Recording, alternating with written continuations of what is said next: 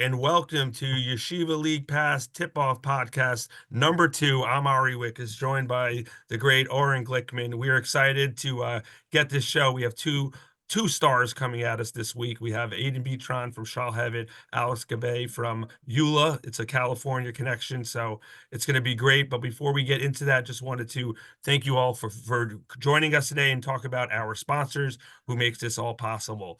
Our first is Holy Schnitzel. Holy Schnitzel is when you are hungry, you just go to their menu on Uber Eats, go to their restaurant. Their locations are all over the tri-state area. They may even have them on the West Coast. I don't think so, but maybe they're gonna, after this show, they're gonna blow up and they're gonna, go out there as well. They have everything: chicken, falafel, wraps, salads. Amazing place, amazing people. Holy Schnitzel for all of your eats. Check it out. Our other sponsor is Gotta Get a Bagel. They are located in Woodmere, New York.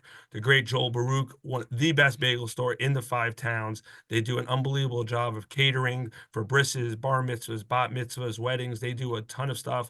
Great dairy place. They have a million different spreads, pastries. Get your challah there for Shabbat. I mean, there's just so many things to do, and you can eat, and enjoy it. That Gotta Get a Bagel. So those are our two sponsors, Holy Schnitzel and Gotta Get a Bagel. And now, Oren, I think we should bring on our stars of the week. It's Let's double do it. trouble. Aidan and Alex will be joining us, and we are ready to roll. Okay, first of all, guys, welcome to the show. We know you probably are no strangers to each other. It's very scary for both Oren and I to see you guys both again. We've obviously, with our respective schools that we work at, we've seen you guys and you've given everyone problems. Congratulations on, first of all, both of you for winning championships. And the history with you two guys, we found out about you guys in LA about, good friends, battle, and you compete.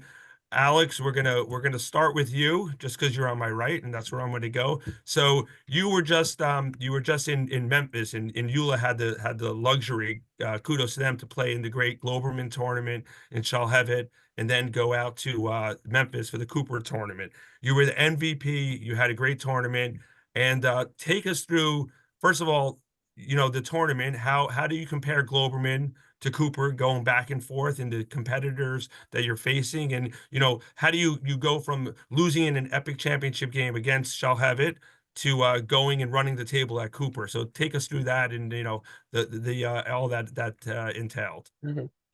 Yeah, so first of all, both tournaments were amazing. They're a lot of fun. Both organizations, organization of both tournaments were very, very well done. This was my first time in Memphis, and like everyone on the team's first time going to that tournament, and like we were just very surprised by like how well it was done. From the second we got out to the airport, till the signs they had to tell us how to get to shul and stuff on Shabbat. So everything about the tournament was a lot of fun, and meeting it was different schools. It was a different pool of schools compared to the Globerman tournament every year. So it was definitely nice, meeting new kids, playing against new kids. And yeah, the whole experience was great. Basketball wise, it was pretty tough. We played like 9 games in like less than 2 weeks. So um, definitely that was tough on our bodies, just like playing hard every game, and not just like physically, but also like mentally draining, game after game, and coming off that loss that we had on Saturday night, I think fueled us for the next tournament, and that Saturday night we gave it everything, and we lost the game, but it took us into the next tournament with a chip on our shoulder, like we gotta make up for that. So every game, no matter who it was, the first game, last game, no matter what it was, we just gave it everything, and we came up fortunate.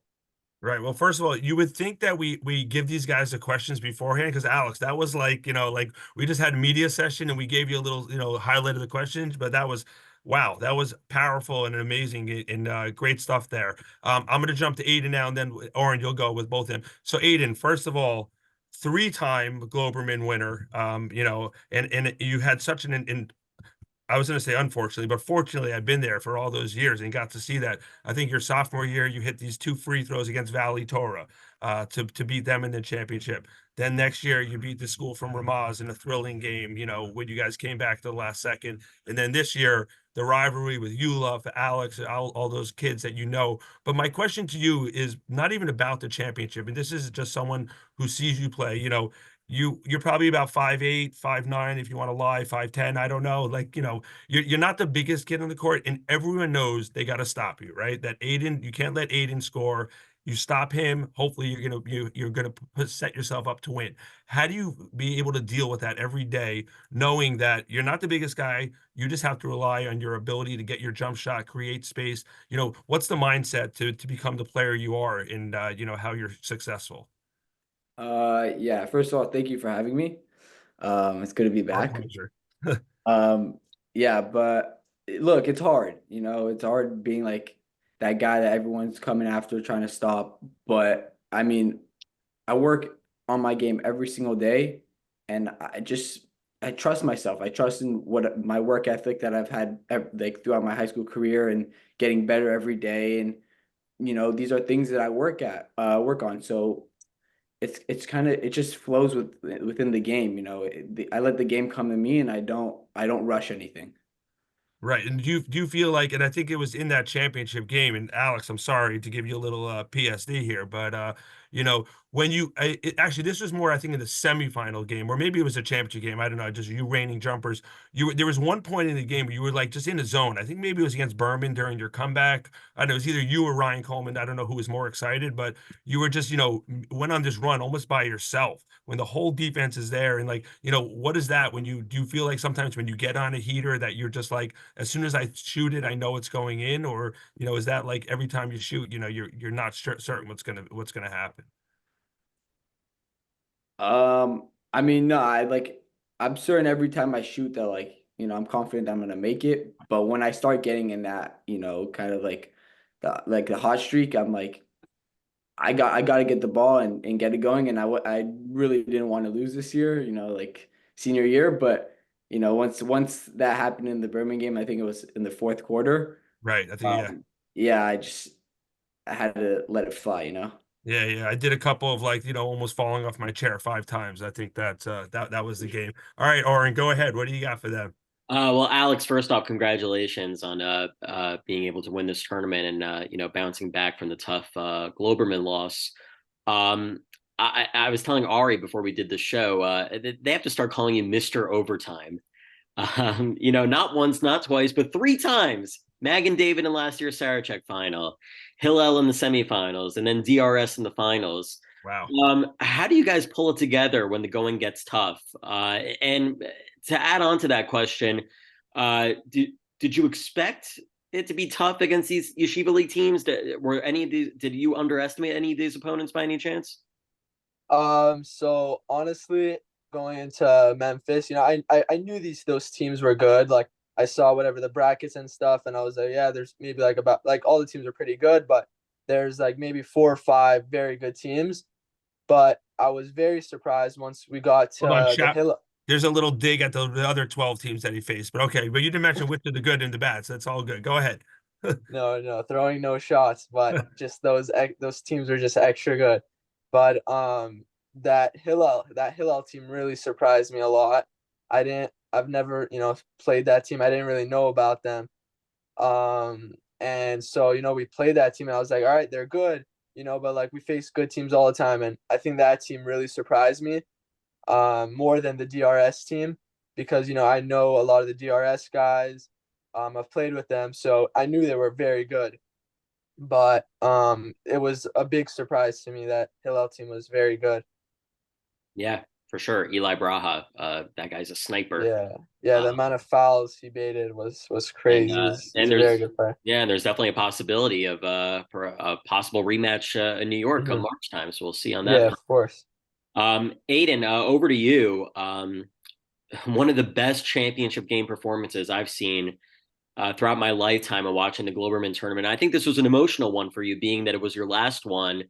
Talk to me about the emotions of it.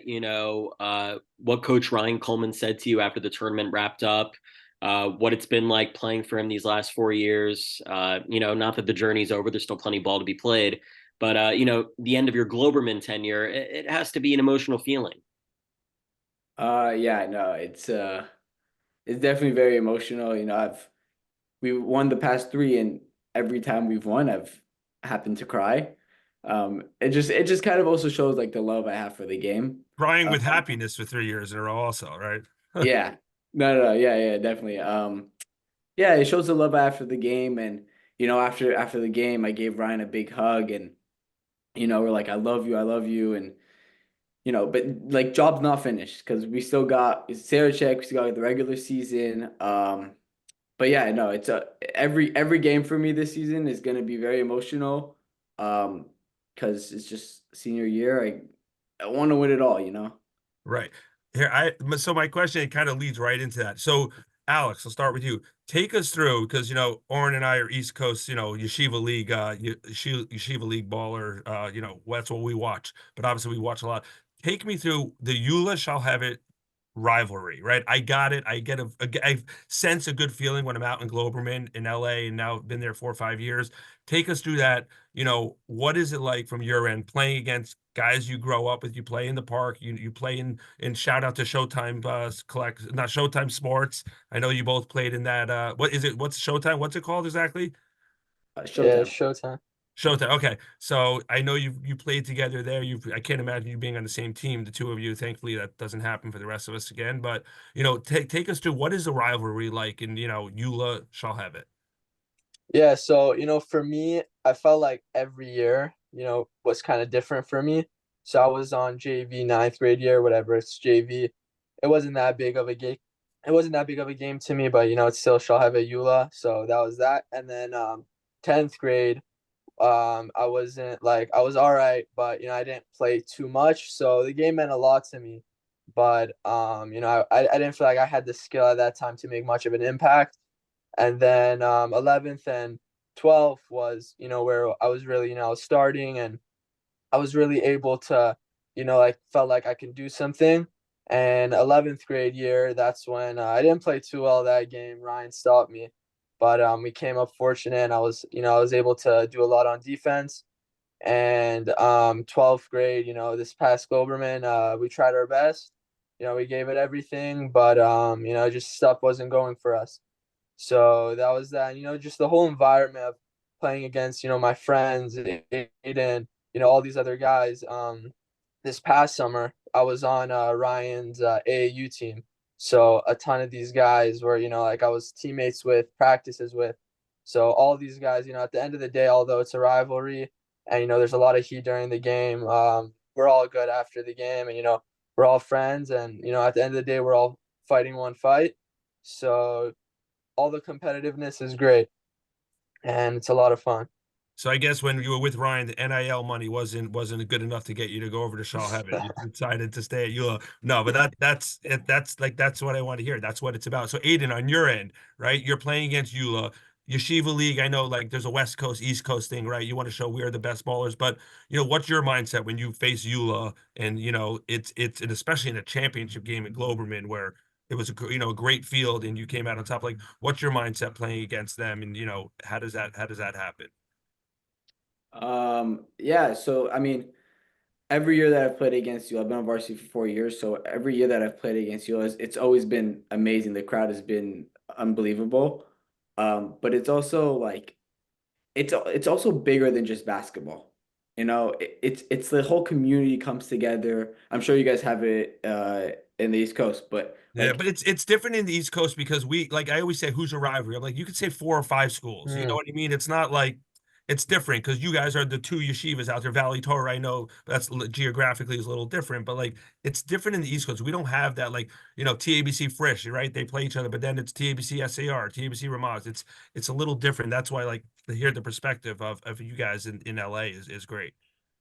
right. No, right. So um it's bigger than basketball. The whole community comes out. We only play once a year, right? But I mean, this year happened to be we'll be playing twice, and every game everyone's excited for.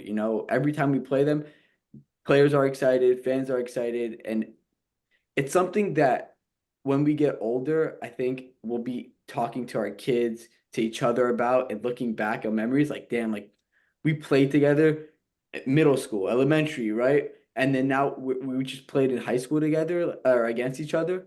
So it's just something that we'll live with forever, and it's just amazing. Yeah, absolutely. Oren, what do you got for these studs? I guess my question would be to both of you, without naming each other. Who's the toughest player that you have gone up against? Could be could be LA based or Yeshiva League based. Whatever. The sky's the limit here. Alex, you want to go first? Yeah. For me, I would say, another Shaalhevet player, Avi Halpert. He's, I mean, I'm sure you guys know him for sure. He's just impossible to guard.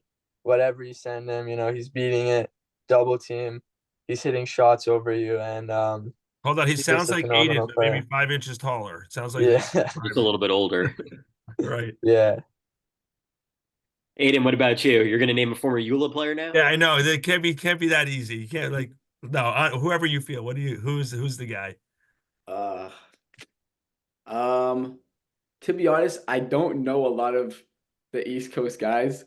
Like I don't like remember a lot of their names, but I think from what I remember, I think it was what's the big guy on TABC Aidan Gurin? Or no from Kindler? last year. Yeah, Al Kinderler? Yeah, yeah, I think he was one of the better guys. Oh, also the guy on Frisch this year. Isaac Stepner? Yeah, He's yeah, only a sophomore. he's only oh wow, yeah, wow, he's gonna be Yeah, it's a good. good thing you're graduating. You don't have to worry about it. Yeah, yeah, those two guys. Right. Wow. That's some great ball players. Alex, so MVP last year of Sarachek. You finished #1 in the rankings. What was that atmosphere like in the championship against Magan? They were the best of the East Coast. I mean, they ran through it against everyone. I think they lost maybe once to Flatbush beforehand. And obviously you guys came and you had that LA toughness coming out there to show who you were. Take us through how you were able to survive. I believe it was Smecky hits the buzzer beater to force overtime, and then you just went on a heater yourself and just secured the championship and MVP. What was that feeling like?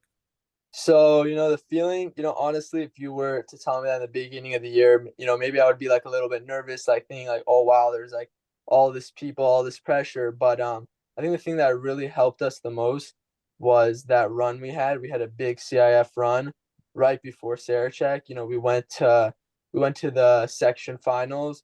We ended up losing, but I mean, that game was I don't even know how many people were there. It was like a huge And arena. also watching, I remember watching on the live stream. Like, yeah, that was Yeah, it was crazy. crazy. So, like, and then we didn't have a run, but we had a game, our first game, very stacked, high level team.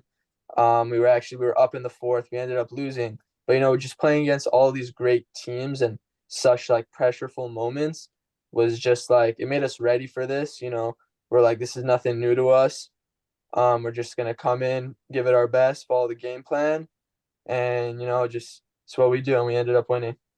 Right. Yeah. So Aidan, what do you as far as your season going forward, the type of team you have, like take us through. Is it what's a goal? I mean, I know you want to win a championship, but you guys don't play, you play obviously a different competition than the Yeshiva ball players. What are your goals, realistically expectations for the Shaalhevet program this season? Um, Besides trying to beat Eula again, and we know that, but I'm saying as far as your own league play. yeah. Well, definitely. Hopefully, we try to make a run in CIF like Eula did last year. It works a little differently this year, but I think we still got it. I mean, we have a very good team this year, so I think we could get that done, and then in March, Sarachek. That's like the end goal. But we also have a few tournaments, like during as the season goes on that are very good competition. But I think that if we stick to Ryan's game plan and do the things that he tells us to, then we should be good in a few of those tournaments. Right. I just had one last question for Aidan, then I'm gonna get Oren, get you guys both with the question. But if you had to win one this senior year, Globerman or Sarachek, you only can win one. Which one is the one you're going for? I think I would say Sarachek just because I already have two Glovermans. Oh, okay. Good, great answer. Because I was thinking, I know how meaningful they both are, and what that represents. So I was just curious to hear how you felt. Oren, Yeah. go ahead. What do you have to wrap up with these with the guys? Yeah, is there anyone out there that you to both of you again, is there anyone out there that you try to model your game off of, Alex? Um, Honestly, I was more like I would more try and model my game after people like in the NBA, like maybe when I was a freshman or sophomore. But to be honest, there wasn't. As I went on, I just whatever trainer I worked out with, they just gave me different stuff from all different types of players. So I wouldn't say there's a specific player that I try to model my game after. Aidan, what about you? Honestly, same thing. Like, there's no one in the like there are players in the NBA that I take certain things from, but it's kind of just like do it all myself, kind of get myself to get better and not like be my own person, on the Right, court. That right. Right. helps. Well, look, the two of you are phenomenal players, and also just both of you representing the West Coast. I mean, Yeshiva League, neither of you have lost to a Yeshiva League team.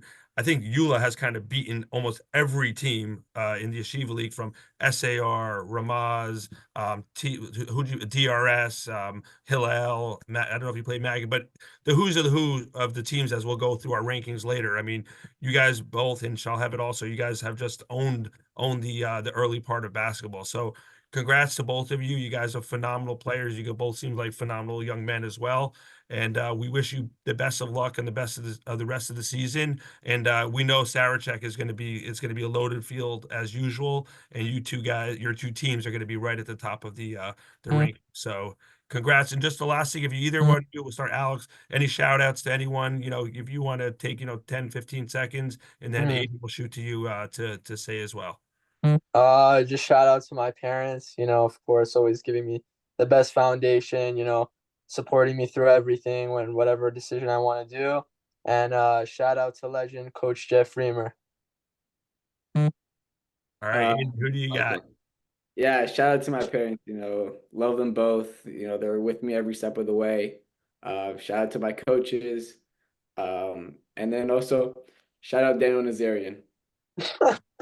All right, there's a little private West Coast joke, Oren, but I'm happy we Yeah. got to see two big I smile. don't even want to know. Yeah, and also Aiden, He's shout a out to your rub. He's a dad, rub. who He's a is big like time the rub. hype man, as he's Oh called, yeah. and just he is Alex. I don't know your dad or your parents, but I'm sure they're amazing also. But Aiden, your dad he looks like he's ready to lace him up and play at any moment in case you go down. He's ready to step on the court. So, Oh yeah. Every congrats, game. congrats to both of you. Best of luck in the season, and we look forward to seeing continued success on the court as well as off. Thank Thank you you. guys. Thank Thank Having you you for guys. having us. We'll see you in March. See you guys. Take care.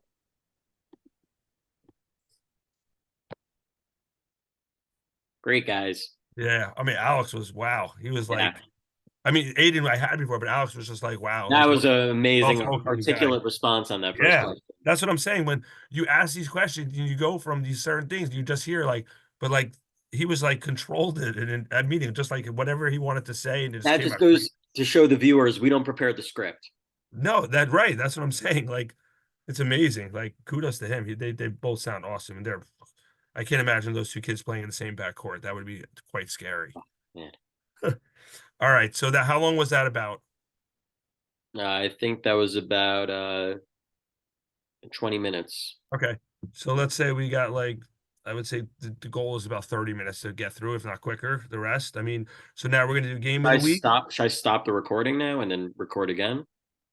Whatever it was, what's the best for Newmark? Does it matter? I mean, No, he's a pro. I right. can just give him the whole thing and he'll cut it. Okay, so then whatever you want to do. You want to we can just get into it right now. We're gonna go game of the week, rankings, and then I'm just gonna end by the plays of the week and then just close the show. Okay. So we're going through? I mean, we're Yeah. not restarting. Okay. Wow, those were some great interviews, Oren. Two awesome ball players, great character guys, and you can just see that they represent not only their programs and schools, but their families, tremendously. And shout out to them. That's it's gonna be tough to follow as the weeks progress with Joe Aaron the week before, and now these guys, great stuff. This keeps getting better and better. Yeah, and now speaking of getting better and better, we have our game of the week. we highlighted a few games, and this game was chosen. We're going to get into it, break it down a little. It's going to be a little more awkward for Oren than myself. This week's upcoming game of the week, Oren, you may know the date, but is the Hillel Heat taking on the TABC Storm. What's the date of that game? Do you know off? Thanksgiving Eve. Ooh, Thanksgiving Eve. Carved that turkey earlier. Okay, so that's a Wednesday night game. Wow, that's a good game. So let's break it down a little. Two great teams. Obviously, they've been in our first rankings. They're both in the top 5 in the rankings, and we'll get to our rankings after to break down the most recent ones. But I'm going to start with this game, and this is a game that's going to be great. It's kind of what TABC does really well. Their strength is not Hillel's strength, and it's going to be like a matchup of really who's going to be able to counter each other. So in my mind, TABC, it starts with Eyal Kindelera, right? He's just a big man, the best pure big man in the league, in my opinion, because he's just a beast down low. And Hillel has more slashers, scorers. They like to get up and down. It's going to be a big game. Not only is it such a big game, it's a really big game for Hillel because how their schedule breaks down. They got a little easier schedule throughout the year of who their crossover games are, who they're playing twice, and it's no mystery. Other teams and coaches have talked about it, but I see it's going to be a game that TABC wants to keep it a kind of a low scoring game, more of a controlled tempo, and Hillel up and down. Let's outscore you and just beat you by getting the ball in the basket. What do you see as the key matchup of this game? Well, I'll plug in an interesting nugget of information here. TABC will not have Yona Mandel for this game because Mandel is flying to Israel to look at Yeshiva programs, which is all. Right, we're not going to blame that scheduling on you. We'll blame it on Coach Oz. But the show must go on. Having said that, I think you're right. It's really a matter of who outperforms who, even though they're not necessarily going to be guarding each other. Is Kinderler going to have the dominant game? Or on the Hillel side, is it going to be Eli Braha that has the dominant game? And I think that'll ultimately determine the outcome. With Mandel out, I think I would expect a bigger role from maybe a Yonatan Faber, who's become a three-point assassin off the bench, just kind of inherited that Gurin role. And for Hillel, while Braha needs to have the dominant performance from the outside, you're going to need your twin towers in Terran and Tobias containing Kinderler as much as possible. And, I think that'll ultimately determine who comes out on top. They did meet each other in the third place game a few days ago in Memphis, but that was kind of an opportunity for both teams to test out their reserves. Right. Well, you said it right. It was a third place game. So yeah, not really a real matchup. So this is the pinnacle right here next week. Right.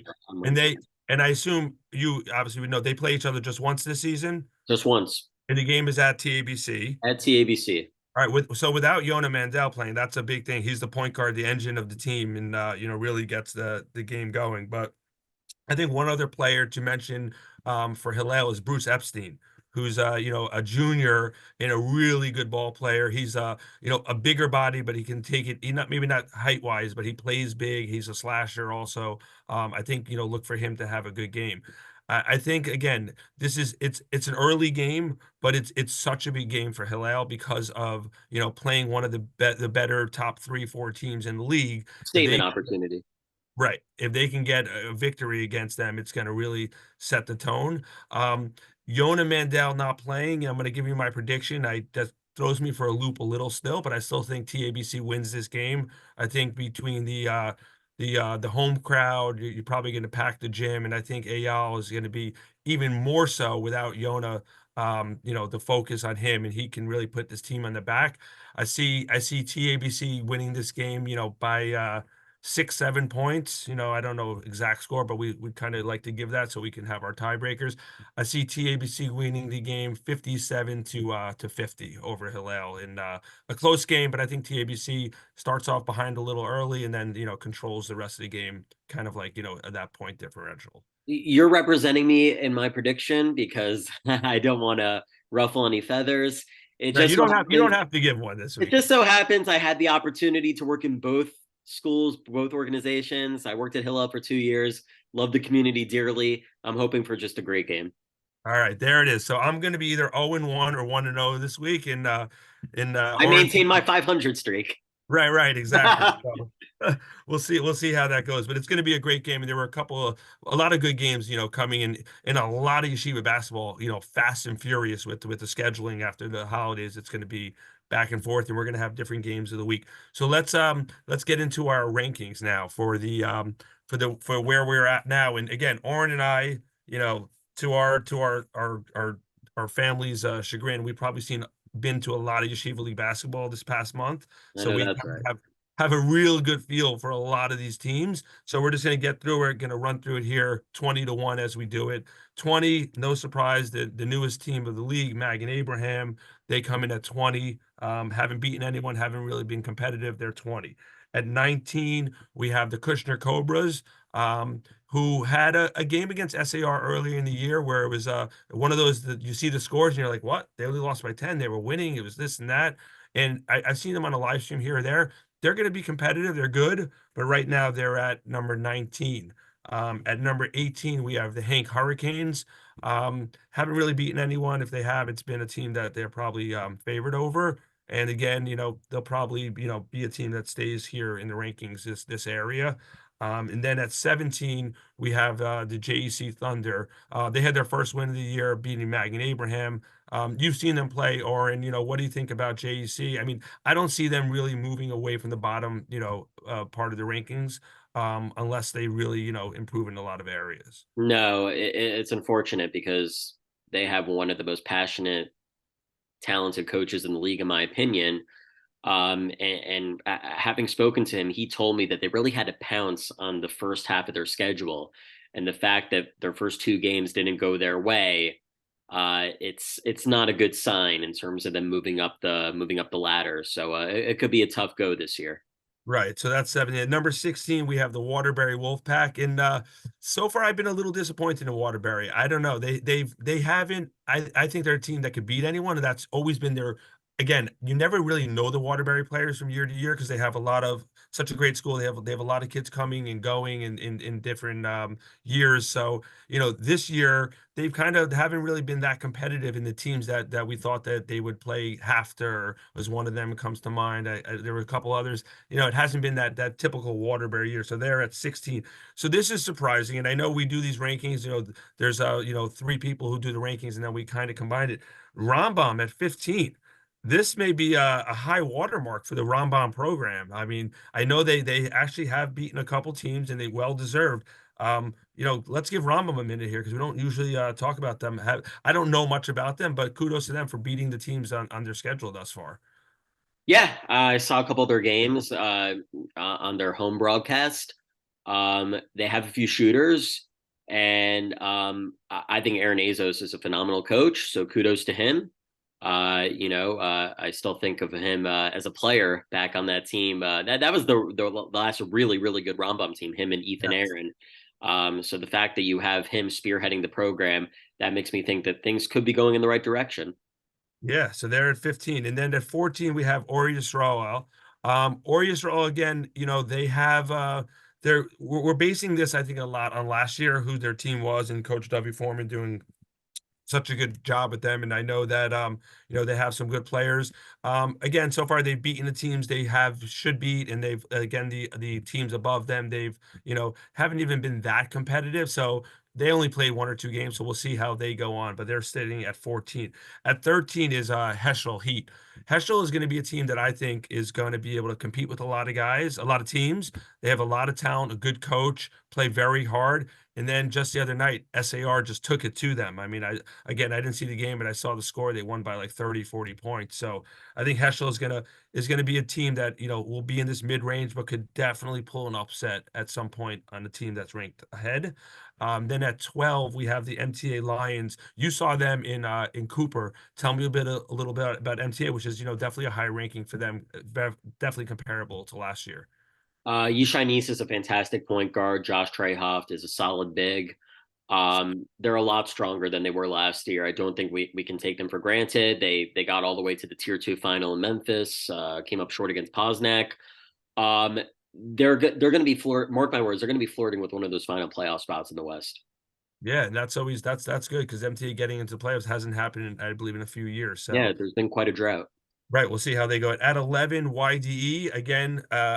We've talked about them. Typical YDE. If you don't come ready to play, they're going to score a lot of points and they're going to play very hard. And they're right there at number 12, at number 11, and then at 10 is Hafter, which you saw them in the tournament. Ramaz played them earlier in the year, and I think in Cooper they had a little disappointing run at Cooper. I know they played early against the Hebrew Academy Montreal, who's a really strong team. And then they followed up by losing the next game, maybe the next two games. I think they're going to have to get more than Ness Salem. I think he's a That's their phenomenal. Achilles heel. They're too Yeah. reliant on him. So I think they have to like try to find that second option, or like teams are just going to key on him. And if he gets his 20, 30 points, if you shut the other kids down, it's going to be tough for them to really beat the other teams. At number 9, a team you just saw, Flatbush Falcons, who came into TABC. First of all, refuah shlema to Sammy Jamal, who went down with an injury, a tough injury. I mean, you were there. So just refuah shlema to him. I know he has a long recovery ahead of him, but as someone who has already been through an injury earlier in his career, we wish him success.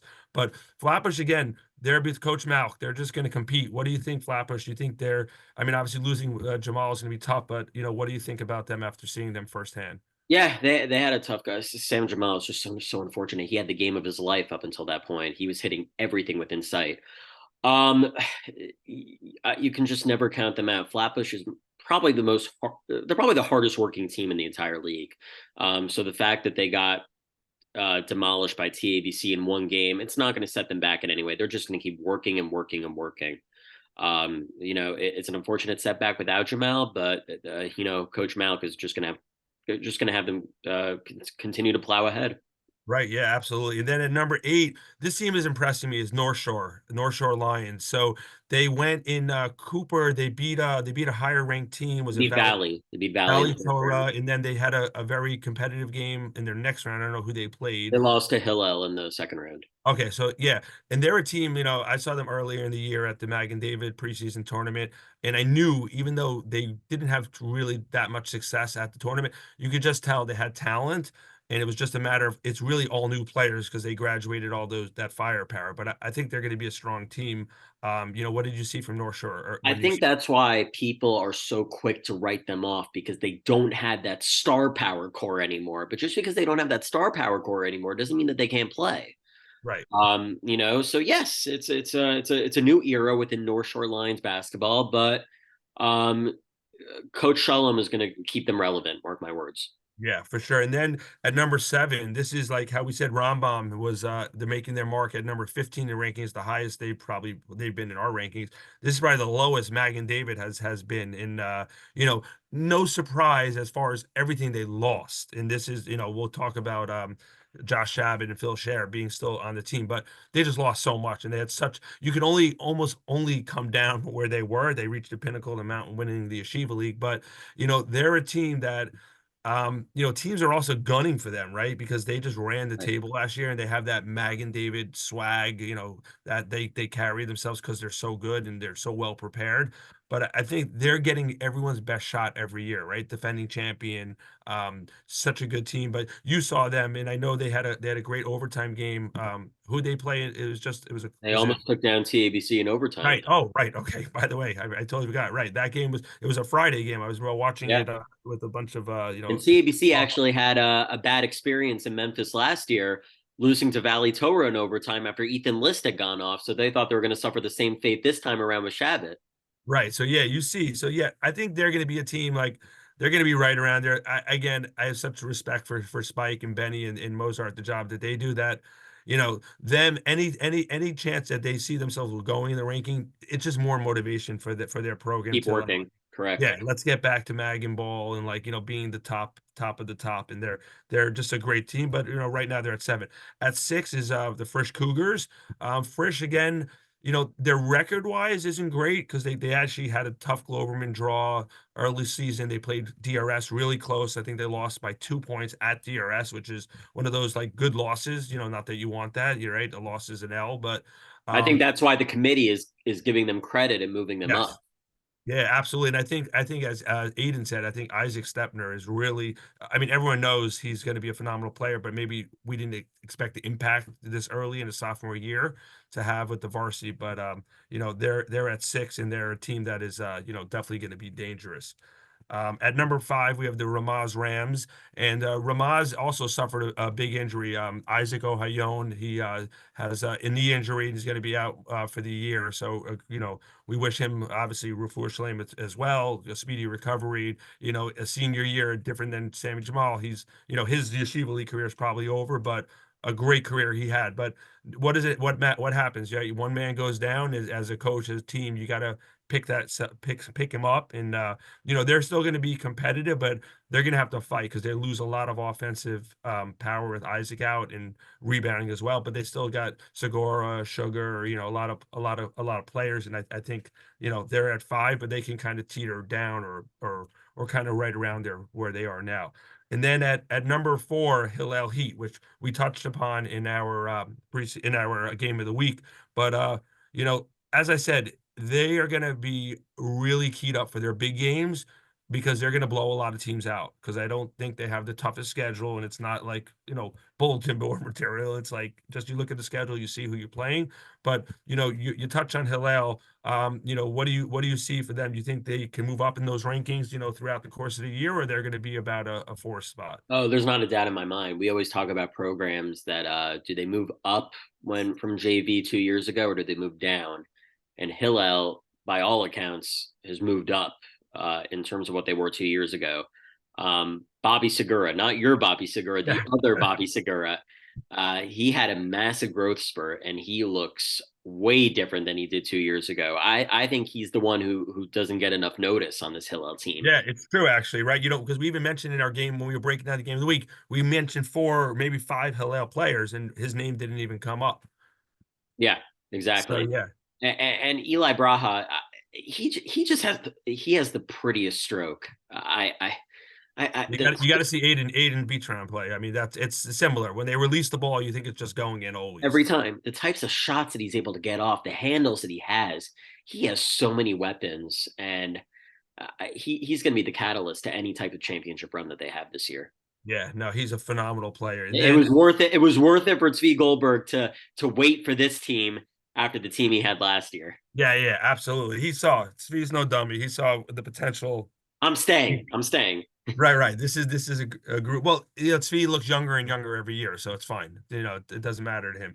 But then at number 3, we have TABC, who is just, they're the championships in JV, and now we're 2 years later. Solid team, good team last year. Coach Oz. I mean, so much respect for their team. I think they're just going to be a team, and I think the edge that they have over everyone is Ayal. I just think he's just such a dominant player, and he just doesn't overshoot. He lets the game come to him, and I think between Farber is the name, Faber. Faber and Borgen, and we said Mandel. I think they just have a lot of weapons, and they're going to be between 3 and 1 all year. They're just a team that is loaded. So obviously we know that about TABC. And then at number 2 is SAR, who SAR basically, since they lost to Eula in Globerman in the semifinal game, has been on a tear. I mean, they are just blowing people out. Like I mentioned before, the Heschel game, they beat them by 40. I mean, I saw a game before they were up by 30, and like they are just like churning. Their offense is proficient. The superstars between Weiss and Halpert. What do you see at SAR? How great they've been so far this season. The fact that Heschel were able to give a team like Hillel, who we think so highly of, a good game, then SAR just steamrolled them a few days later. That should make every person who's not an SAR Sting fan terrified. Right. Yeah, no, that's why true. Or I saw that score and I was like, they won by 40 points. Heschel's a well-coached program. Heschel's a well-coached team. They are a good team. You beat a team by 20, 25, like, okay, that's, you had a good night. But like to beat by 40, a decent team, you got to be a really good team. So that's why they're at number 2. And the only team standing in their way is DRS. And, DRS is, again, overtime away from beating Eula. It was a great battle, and they had that great battle against TABC earlier in Cooper. I'm sorry, in the Cooper tournament. DRS is just so good that they can have nights when Gaby Spodek doesn't play and they still win. And I think there was another game That where happened in Memphis because he was right, back right. here for That's his what I'm saying. brother's Like, bar mitzvah. right. He was on the jet going back and forth to the game, celebrating his brother's bar mitzvah, and then coming for a championship game. But yeah, DRS is so strong, and I think obviously Joe Aaron is just top 1 or 2 player in the league, inside, outside. He just does so much defensively, offensively, and Saidi, Michael Solomon. I just think that they're a really good team, and that's why they're number one. What you saw DRS, up close? What were your big takeaways from them? Joe Aaron could just beat you in so many different ways. That was my takeaway. TBC were down by 1 with under a minute remaining, and Joe Aaron had a crucial bucket to effectively put the game on ice. And mark my words, people will come back and haunt me but I'm going to say it anyway. If DRS beats SAR on December 7th, DRS will finish the Yeshiva League regular season undefeated. Wow. That's tough because I assume they probably still have to go to Mag and David, even though they beat them, but a lot of games. But Red, I don't know who their other crossover game is besides SAR. They play Frisch. They won already. Oh, they won already. So okay, so that's still that's reminiscent of the Gabe Lifer days when they ran the table. But I know. yeah, That's why people will be like, "Wow." right. I don't see DRS, and I was gonna close with this. I don't see DRS doing that because I think there's a lot of parity between 1 through 6, 7, in that area. It really could even be 1 through 8. I think a lot of these teams like DRS can have a night where their shot's not falling, or you know what I mean. And I know Joe's a great player, but I don't know if anyone has that much of a gap between the next team in the top echelon of teams that they'll go through that, but we'll see. But it's I'm easy. ready for the incoming. I'm ready for the Right, no, incoming. it's harder to say your team's going to go undefeated than to say not, right? It's like, the field against, one team. So it's definitely more exciting to go out on the limb like you are. But again, I think that's what this season is going to be. It's going to be a lot of good matchups, a lot of teams going back and forth. And the key matchups, obviously, you got to beat the teams you're supposed to beat. But when you can get a win against a peer level program or school, or even above, is when you got to get it because you're vying for buys, you're vying for playoffs, for Sarachek seeding. There's so many things at stake, and I think that's what it is. So those are our rankings for the week.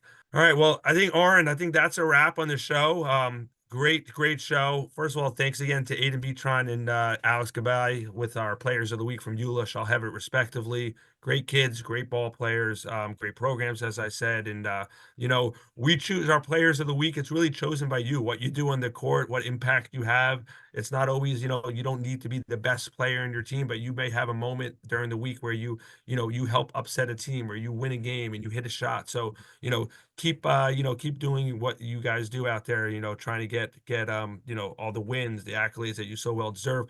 And just to close, we want to thank our sponsors, Holy Schnitzel, Got to Get a Bagel, two of our two main sponsors. And if you're interested in sponsoring, reach out to Yeshiva League Pass. You can DM them and we can talk about different opportunities. So for Oren Glickman, I'm Ari Wickus. This is the Yeshiva League podcast tip-off show, episode number 2. We're done, and we'll be back after Thanksgiving.